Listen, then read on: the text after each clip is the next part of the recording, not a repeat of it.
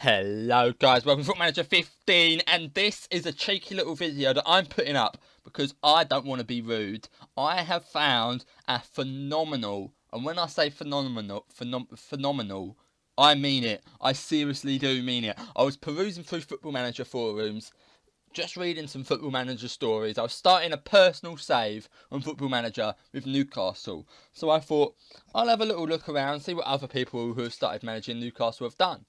And then I came across this guy's story, and he was going on about how he found a tactic. It's a 2-2-3-3, and it was almost a glitch because it worked so bloody well. He won the league in his first season with Newcastle, and he scored over 100 goals, which even if you're a top team like Chelsea or Man City, that's still quite a hard achievement. Over 100 goals is sort of benchmark, sort of groundbreaking goal. If you score that, that's phenomenal. And he had done it with Newcastle, a team that was predicted to finish ninth. So I had to look into it. I read some, I googled it, found out more about the forum, and I looked at it, and everyone was raving about it. Everyone was going, "This tactic is seriously good." And I've seen people that upload tactics. They go on about how great tactics are, and like, "Oh yeah, I've won the league with this one." And you're like, "Yeah, they all say this." And then there's going to be someone in the comments saying, "It doesn't work. It doesn't work. Why isn't it working for me?" But in the comments about this one, everyone was posting screenshots with over 100 goals, managing mediocre teams in top divisions. So I really want to show you this one, and I've been testing it out, and look at what I am doing with Newcastle. I am first, 11 games played, 9 games won, 1 draw and 1 loss, 27 goals as well.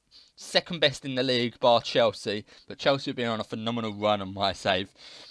But 27 goals for a team of Newcastle standard is phenomenal. And let me show you the transfers I've done, because they're not really groundbreaking anyway from the look of it. I'll show you in a minute though, it probably is. Let's not jump the boat. I sold Moussa Sissoko, which is arguably one of the best players, so you'd think my team would have been weakened. I sold Moussa Sissoko and Gouffran so I could sign Noble. You know I love Mark Noble. Jonjo Shelvey, a lovely player. And Gonalons, Bayram Lee, the rest of the players basically back up. But Noble and Shelvey, I wanted to make a midfield, including those two. And I slipped them into this tactic, which looks like this. It's the 2-2-3-3. It's a bit similar to Barcelona's 4-3-3, a lot of people called it, when they had Messi as the false nine, and they had Neymar and Villa, or Villa and whoever it was at the time, Pedro, on the side, either side of him. But it's completely different in the way it plays. That's how it looks. It looks like that formation, but it's completely different in the way it plays. It is not possession tactic. It's not keep the ball tactic. If anything, it's a counter-attacking tactic. But it's not a team that's on the back foot waiting to pounce. It's a team that's always on the front foot. Let me show you some of the results. Let me show you the tactic in deep first. So first of all, we have 2 wing backs. You need great stamina in midfield and the wing backs here. Haidara, you've got to use someone who can attack and defend, as they're covering that flank pretty much by themselves. And they've got to be able to do that by themselves. So else you're going to have midfielders and strikers coming out of position to cover up. So you have to have very well-rounded wing-backs with good stamina. Centre-backs, most important. You're only playing with 2, basically, centre-backs, 2 defenders, so they've got to be able to handle it by themselves. The centre defensive midfielder in the stopper position. Is that stopper? Yeah, that stopper needs to be reasonably pacey. It's got to be good manoeuvrable, but that's not as important as the central defender. Cover has got to be big and tall, because he's the one that sits behind the. So the one on the left goes forward, and the one on the back comes back. So the one in front goes for the headers, tries to win the balls, but then comes back and chases down the strikers. Where the central defender on the right is a cover position. He's literally sitting back. He's basically winning the balls in the air, and he's a physical dominance, basically. And here you can see midfielders, 1 deep line playmaker and 2 roaming playmakers, which gives you so much freedom. Basically, the front 6 have so much freedom to run absolute riot, and they do. This is where the tactic comes into its own. So when you've got the ball, you often find yourself 6 against 4. A 4-back line, it destroys. And often the wing-backs come forward as well. And you end up with 3 strikers up against 2 centre-backs. It's just hard to defend against for the AI.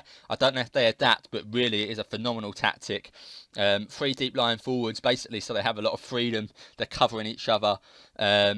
But that's how it looks like. And let me show you the instructions. Retain possession, shorter passing, and pass into space. You don't really see this in the highlights because all the goals basically come from counter-attacks or direct attacks.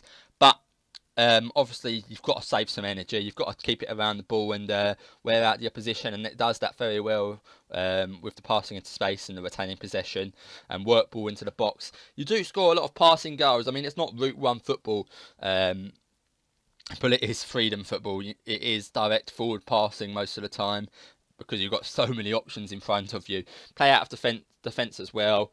Risky one, but it works as a treat. I haven't conceded. You think because it's an attacking tactic. I've always struggled playing with wing backs because I concede so many, but I don't with this tactic. It works a treat. Really go out and try it. Whipped crosses. We've got 3 in the box. It don't matter if it goes past one because you've got another one in there. Run at defence. Again, you've got 3 forwards. It just caused so much havoc. These are the rest of the ones. You can have a look into it. I'm not a great footballing brain, so I can't go into great detail as to why it works, but I can just assure you it does. I mean, it's such a good tactic, I have to share it with you.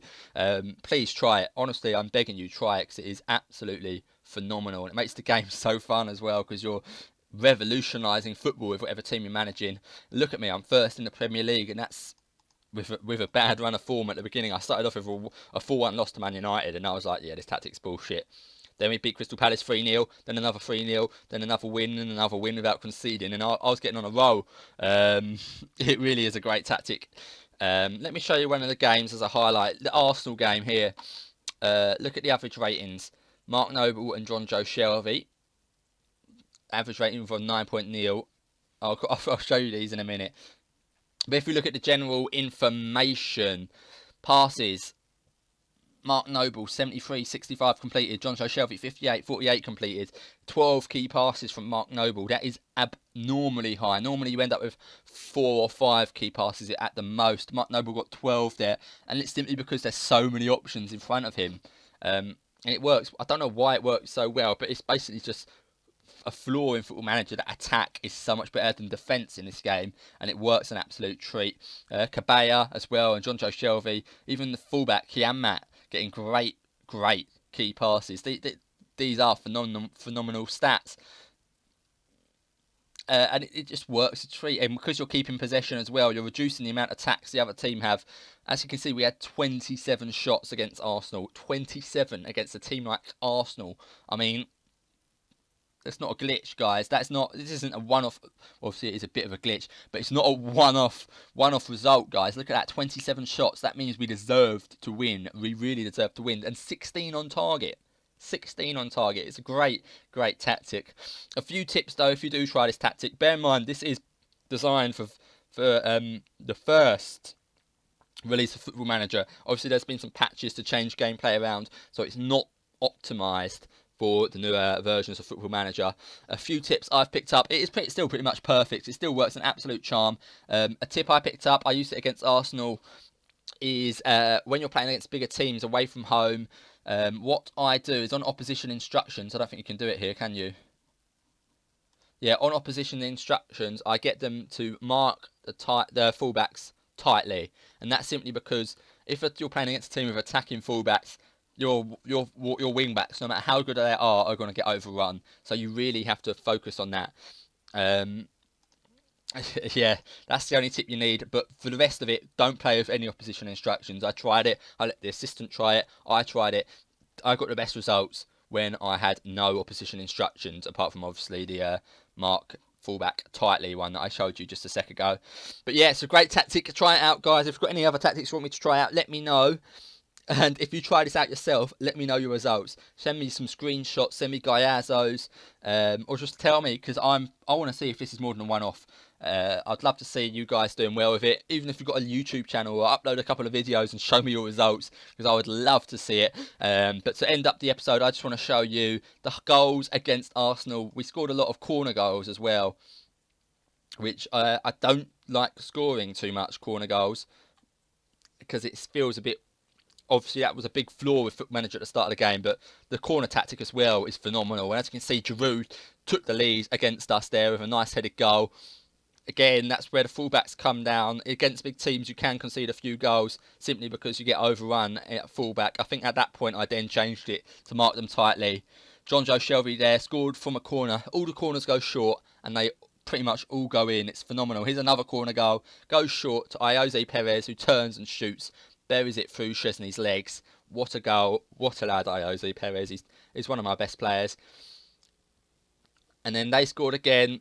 Probably it's just a sloppy goal, this one. Couldn't clear it out. There's a big gap between the strikers and the midfielders sometimes, but you've got to learn to adapt with this tactic because it isn't optimised. Do learn to adapt. If you're seeing mistakes from your team, depending on what players you've got as well, you have to adapt. It's not a perfect tactic. If you see yourself giving the ball away too much or not passing enough, then change it to pass more. Or you think you're passing the ball too much, you're not shooting enough, change it to your own opinion, because it's only going to be little tweaks and it's going to make a big difference. So yeah, test it out a bit, change a few things. As you can see, we went 3-2 up here, then we drew 3-3. I would have taken the 3-3 draw because we're playing Arsenal, and Arsenal are playing very well. They're scoring some great goals, but again, another corner goal. If anything, this game just does the corner goals justice. Because a lot of our goals started from dangerous corners, putting them under pressure and then pinning them back. Janmaat there, played in Shelvey, played in Noble, back to Janmaat, who buried it in the bottom right-hand corner. And it causes problems for them as well, the opposition defence, because they have no idea who to mark. When you've got a flat 4-back line and you're playing against 3 centre forwards, the fullbacks either come in and it leaves so much space out wide, or the fullbacks stay out wide and you've got 2 against 3. So it does cause so many problems. Janmaat here on the right-hand side booted it up there to Cabella.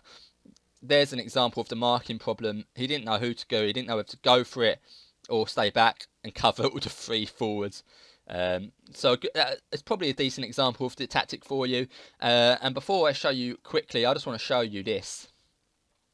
Just to show you the tactic. This isn't just good form. This is just a phenomenal tactic. Look at Mark Noble, yeah, I signed him for 6 million. His value's already gone up to 9 million. Look at the average rating, 8.13. 8.13 for a player like Mark Noble is phenomenal. Let's have a look at Lionel Messi. 8.27, so they're not far off, are they? Mark Noble is almost playing to the standard of Lionel Messi. Now leave that as your final thought. Please guys, download it, give it a go. Link's going to be in the description. Let me know how it goes. That's the one thing I really want to know, how you guys find it. That's the end of the episode, guys, and I will see you later. And let me know if you've got any tactics you want me to try. And I'm going to do a few cheeky little Football Manager videos coming up soon. I've got some good ideas, and I will see you later. FIFA 15 coming out soon as well. Bye.